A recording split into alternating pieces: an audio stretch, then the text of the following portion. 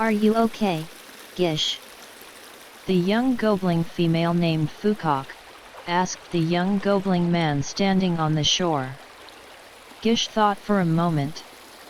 He looked down at himself and then moved his arms and legs, checking. Yes, Fukok. I think that I am not hurt. Then he thought for another moment. But I am tired. I had to swim. Fukok nodded. Yes, Gish. We all had to swim. The sheep boat crashed. Now we are all on the land. Fukok looked up along the beach and said, I think I saw Zig and Outlug over there. We should go see if they are okay. Gish nodded, ready to follow. Fukok hesitated. She wasn't used to leading, but this time she would. They walked up the beach to Outlug. The young goblin woman, Outlug, looked up at Fukok and Gish as they came to where she was sitting on the sand. The sheep boat got crashed on the rocks. I think that dead bullfishy must have been drunk. Outlug said, sounding angry. Yes, said Fukok. I think that the sheep boat got really smashed up. They looked out into the dark as the sound of waves crashed onto the shore. Then Zig Memson, another young goblin man, came out of the dark to stand with the other goblins. Gish, you crashed the boat, didn't you? Zig Memson said in that tone that told everyone that he was making a joke. He put his hand on Gish's shoulder. Zig Memson knew that when he teased Gish, he had to be sure that Gish knew it was a joke.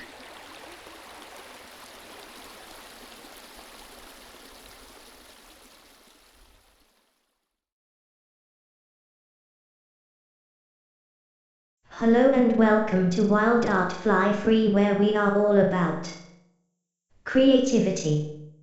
So we are building a fantasy world from stories. At the same time, we are building a YouTube channel. The thing is, we have never built a fantasy world or a YouTube channel before. And so we have to do some learning.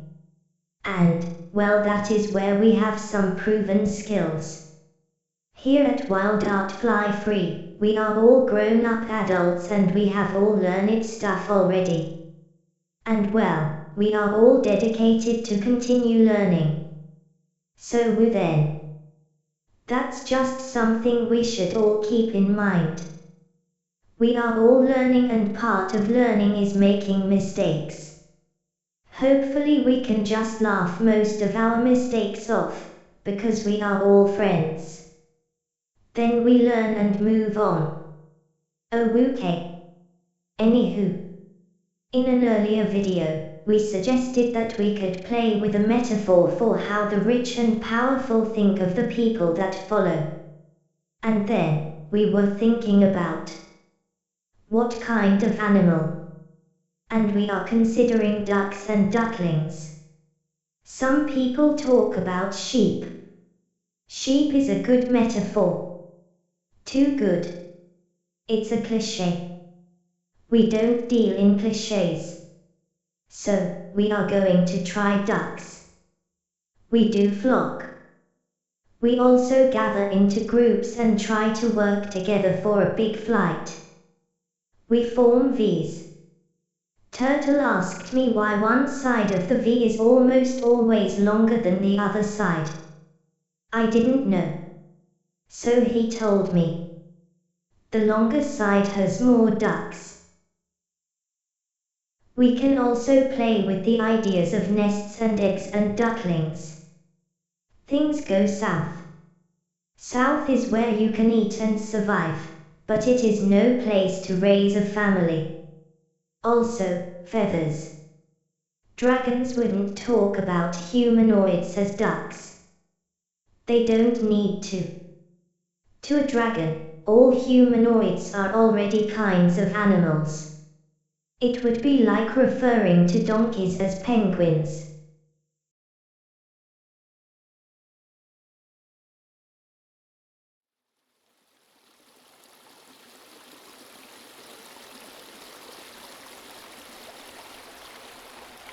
The sailors were sitting and standing in a group, now.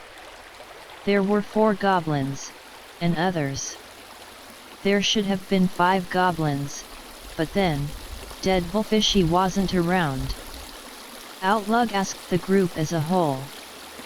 Forgive me for speaking, but does anyone know where I can find Deadpoolfishy? A sad old goblin wearing the blanket gave Outlug a sad old smile. Hello, Outlug. I am afraid that we won't see that old pirate king anymore. Instead you get me. You can call me Dog Fur. Dog Fur's voice was familiar and it took Outlug a moment to work it out, but Fukok was quicker. She said, "You're Deadpoolfishy? Without your hat and stuff, well..." She let out an embarrassed little laugh. "We didn't know you were Deadpoolfishy." Dog Fur looked at her with sympathy, and then looked down at the sand and went on. "Oh, no, young Outlug. You were right that you didn't see the devilfish. No, I am afraid that that old frog disappeared with the hat and the hook." "Oh, but..." Dog Fur looked Outlug in the eye. "I was getting a bit tired of that old brick shug anyway. But, I am sorry to tell you this." Dog Fur paused, clearly uncomfortable. "We did lose Trug Yuck. I'm afraid. We have been looking for him. I don't think you young goblins have seen him? Have you?" Dog Fur looked up the beach. None of the goblins answered and Dog Fur shook his head, looking back to the sand at his feet. "I'm never really been Deadpoolfishy, but I gotta say, though. Since Trug came to join us, being the Pirate King has been a lot more fun."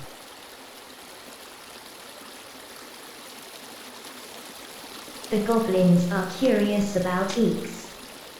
He is educated and well-spoken, by human standards. He is also friendly and importantly to goblins, he has a sense of humor, so Eeks is deemed to be acceptable to the consensus of the goblins there. Eeks is now a teacher in charge of 4 young goblins. He hopes to teach the juvenile goblins some skills to survive in polite society. We now need to build some goblin youth. This is awesome. Our lone goblin will no longer be alone. He has found some more goblins and he has even gotten a job. Eeks is going to be a teacher. Our guy who doesn't know about goblins is going to teach young goblins how to be more human. Nothing could possibly go wrong? Could it? We're all in this together. Okay.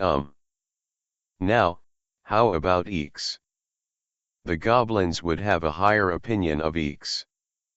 Obviously, even a messed up goblin is still a goblin, and Eeks is kind of cool, in his messed upness. Now though, the group has been traveling for many weeks by this time. Maybe all of the travel and all of the learning will get on everyone's nerves. So now, how about if Eeks has been promising something to the goblins and it isn't going to happen? What would the goblins want? After weeks traveling and also learning? What would Eeks have been promising them to keep them motivated? Eeks has been working as a teacher. Not long ago, however, the goblins that Eeks was supposed to be teaching ran away from him. They stowed away on a Viking pirate ship. The elder goblins had thought that the young ones might gain some advantages from learning more about humans from a goblin who knew a lot about humans. But now the goblins have run away from Eeks, leaving him alone. Well, not quite alone. There is the cart horse named Lily. Eeks remembered when Dowwig had bought a cart horse and a cart. Goblins really don't like either dogs or horses. Eeks was a goblin, but he had been raised by humans. He didn't know that goblins really hated horses.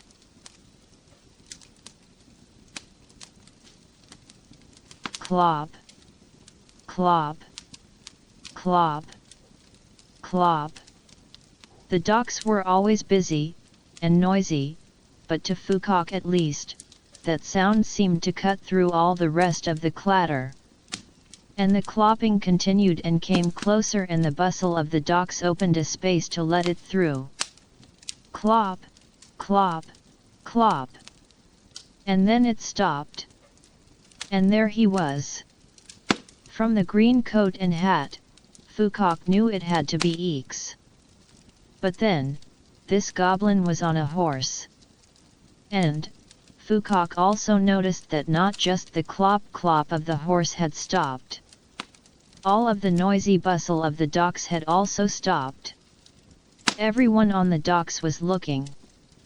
Yes, thought Fukok. Everyone knew that goblins and horses hated each other. But of course, Fukok also knew that this was Eeks and Lily. She let out a giggle. But then Fukok noticed that there was more to the picture besides a goblin on a horse. This was a goblin on a horse with a long pointy stick attached to his saddle. And this was also a goblin with a glint in his eye. And Fukok also noticed that this was a goblin with a lot of very sharp pointy teeth. Eeks was smiling. This was the goblin knight that the goblins had tried to build for themselves. So then, Eeks talked to the goblins. He offered the chance for them to come along with Eeks. But, after some thinking, the goblins knew that they have made a cow-mitten tent to Deadvil Fishy's troop.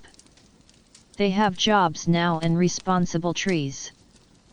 Fukok explained. We are in the show.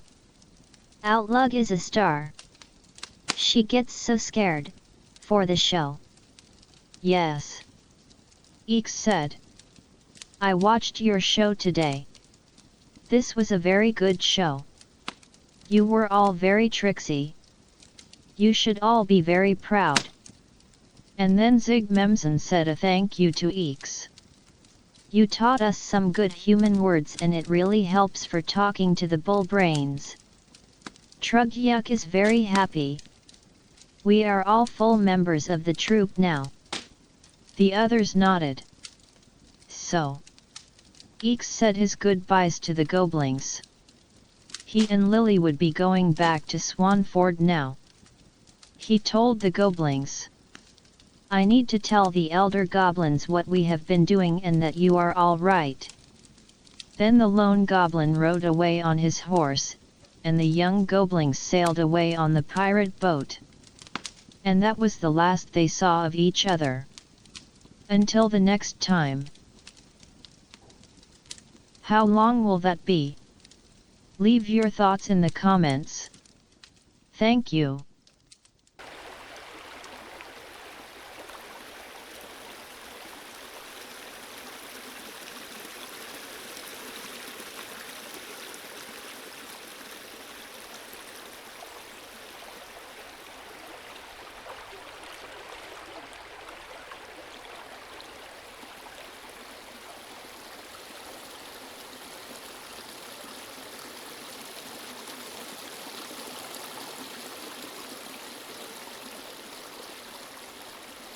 Okay then.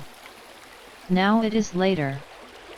The goblins have had a day to get used to the loss of Trugyuk. And, while they don't want to talk about it, they have also lost the sheep boat, and they have lost their newfound community. And, what they will talk about is the loss of their jobs. The goblins are now in the forest. They are still close enough to hear the waves on the shore, but in the trees, the wind in the leaves is just as loud. The sunshine isn't as bright here either, even though the day is cloudy. Goblins always have a pull to the dark places, or at least the shade. Fukok and Outlug have found a berry patch. It isn't a very good berry patch, but it does have a few treasures. The two young goblin women are scraping through the plants and occasionally one of them will munch on something wiggly. Zigmemsen is sitting nearby on a rock. He said that he was going to keep guard, but he is actually just staring off into space. The others recognize the act of thinking, so they leave him alone. Jish is nearby. He is standing in the deepest shade he could find. When Zigmemsen said that he was keeping guard, Jish decided to help and he is taking the job seriously. Jish is looking around the area and especially into the darkest parts of the forest. The goblins are now in unfamiliar lands. It just makes sense to be careful. Fukok talks quietly to the young goblin men. She asks, "Some of these grubs are quite good. Are you guys sure that you don't want some?" Jish visibly thinks about it for a moment and then he looks at Zigmemsen. Zigmemsen doesn't seem to hear and Jish turns to look back into the forest. But, then, a few seconds later, Zigmemsen speaks. "I don't know what to do. I don't know what we should do now. There is no point asking the dog fur guy? Is there? Outlug? What do you think we should do?" Outlug has been quiet and after a few quiet moments she quietly says, "I don't know." Fukok says, "That's a good question, Zig. We should think about what we are going to do." She then gives Outlug a look of concern, and continues. "It's sad that we can't do the troop show stuff. You were very good, Outlug. I wish that you could do it some more." Outlug looked sullen when she replied. "I was just pretending to be scared, wasn't I? Anyone can do it. And there is no point doing it now anyway. Is there?" Outlug sounded slightly angry, but this wasn't unusual for Outlug. "Why not? You can pretend to be scared when you want to, Outlug." This was Jish. The others looked to the big goblin. He didn't usually speak this much. He was still in the shade and his basket helmet made certain that no one could see his eyes. But, his tone sounded assertive. It was an unfamiliar tone coming from Jish. Zigmemsen answered Jish. "Well, we won't have much chance to do a show when we are working in the mines, will we?" The mention of the mines put the entire group on pause for 1.2 seconds, but then, "We shouldn't go to the mines." "I don't want to go to the mines, Zigmemsen." That was Jish. He sounded uncertain, but maybe a little defiant. "No. Not the mines." That was Outlug and she sounded very defiant. And then Fukok. "No, we are not going to the mines, Jish. We will never go to the mines." "No. Jish. Never the mines." That was Zigmemsen. And from the darkness, Jish didn't say anything. And no one could see his eyes. But they could see a lot of very sharp teeth. Jish was smiling.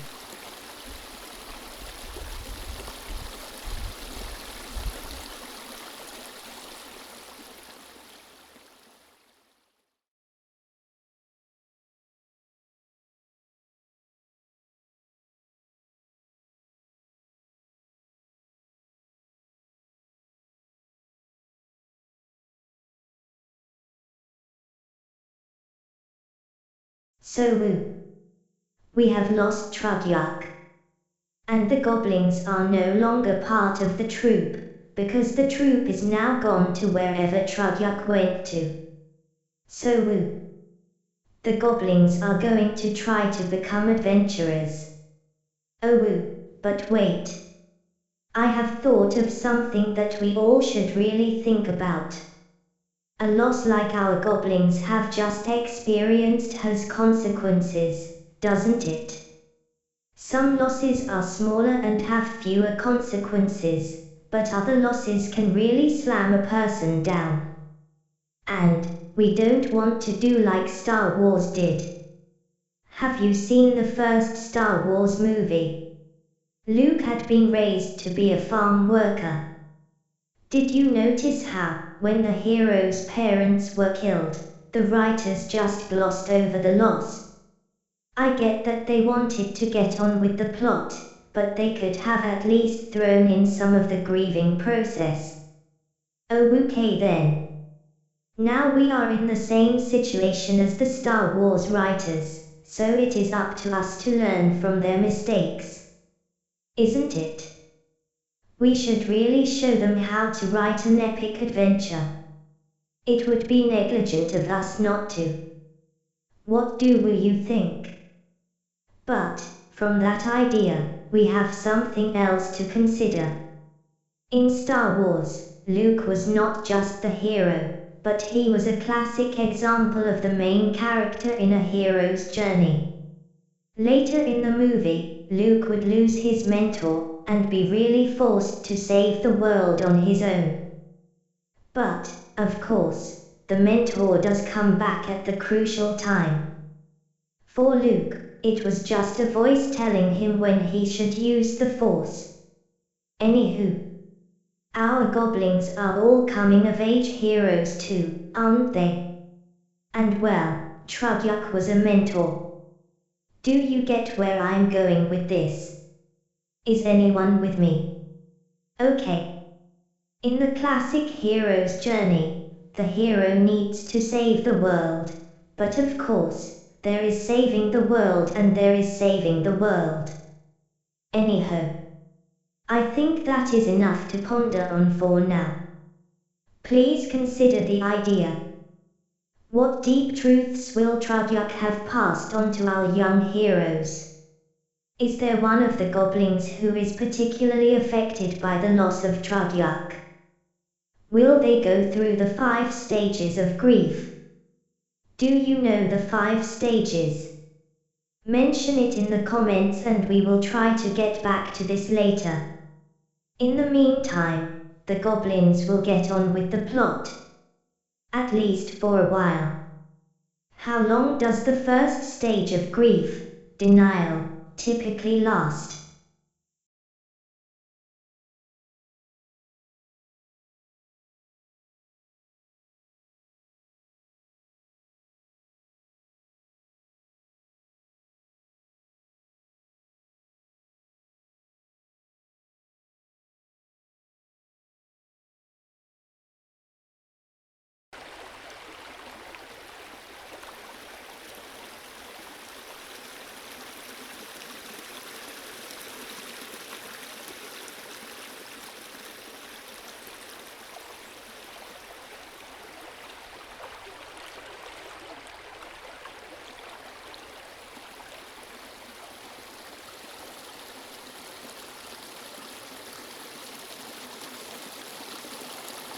Well then.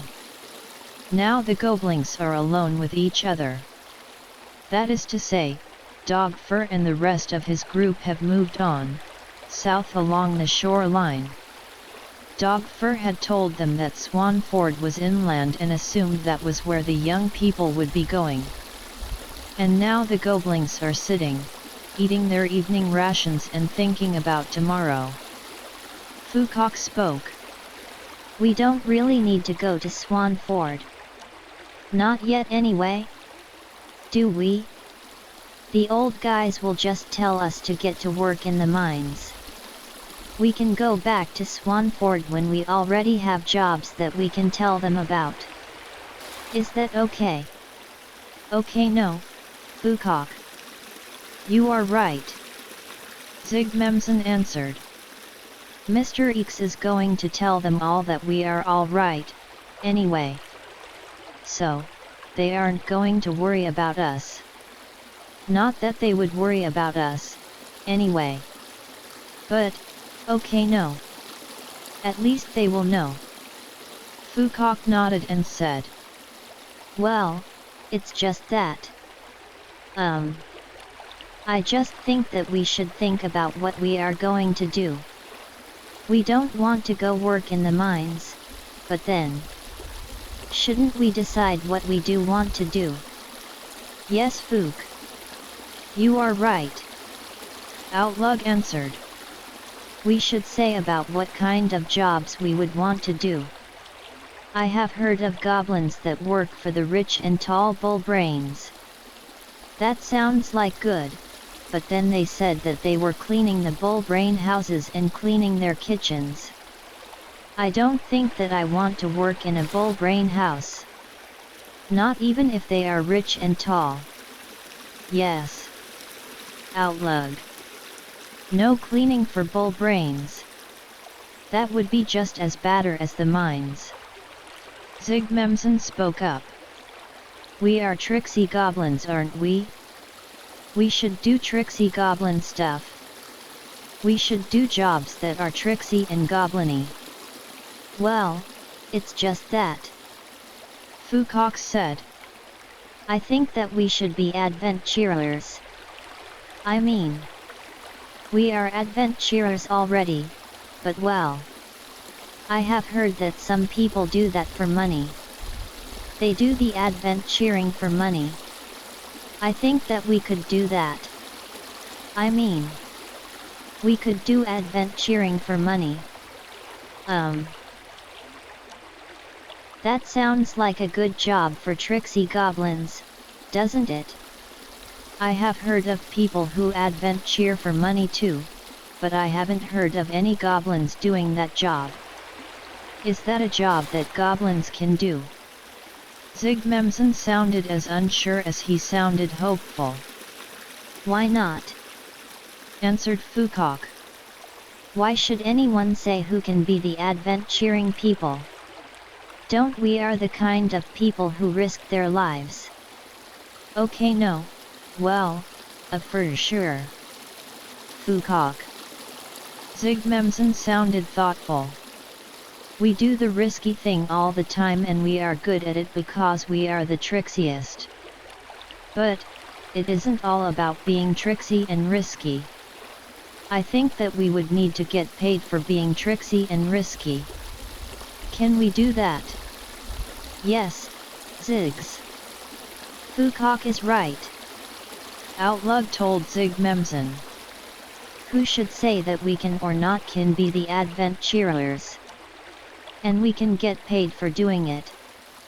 We just need to say it to the bull brains. Some people get money for doing a risk and danger. Well, bull brains do think one thing. That is that if someone should be in danger, it should be goblins. We just have to say the words to the bull brains. And then Jish spoke up, and everyone listened to Jish just because of the novelty. He said, You can say the words, Zigmemsen. You are good at the bull brain words. Then we can be the adventurers. That would be good. And so, that was the plan. The goblins were going to be the adventurers and Zigmemsen was going to do the bull brain talking. And so the 4 goblins went to bed that night with a plan.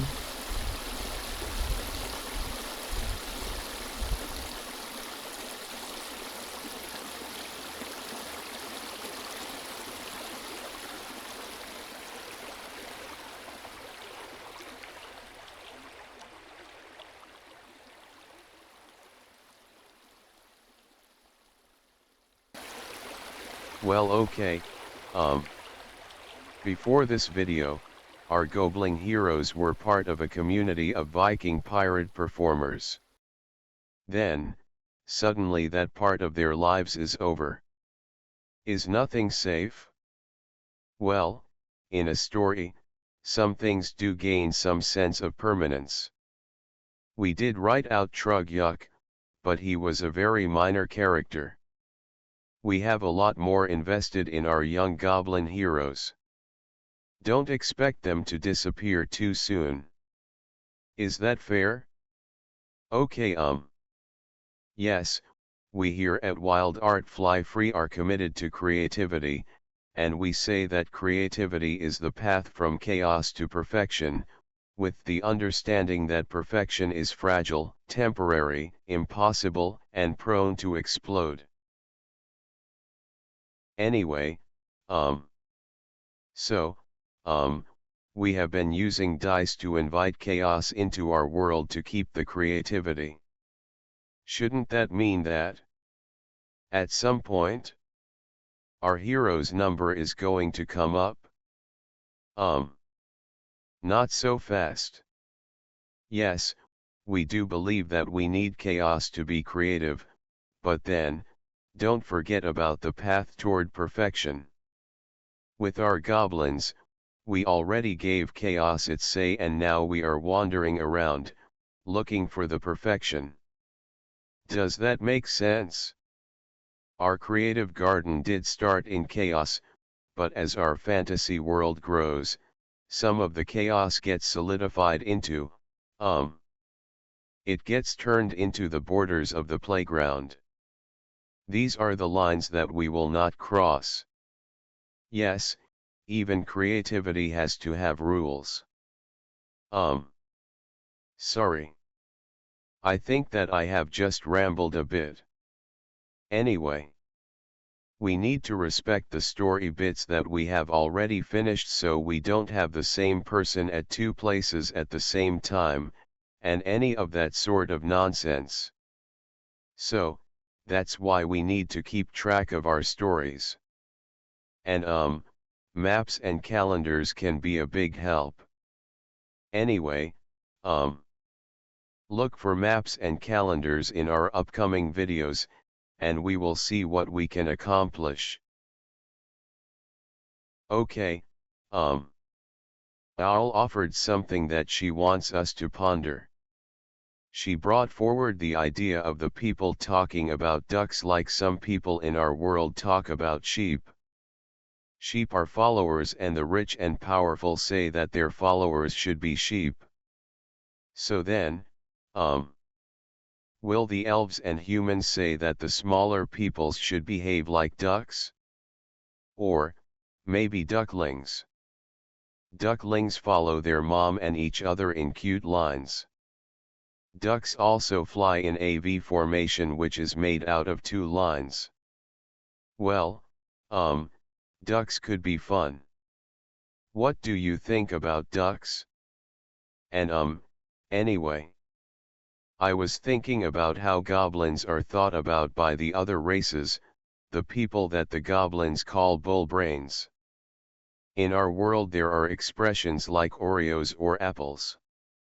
These refer to people who look colored on the outside, but are said to be too white inside, based on prejudices.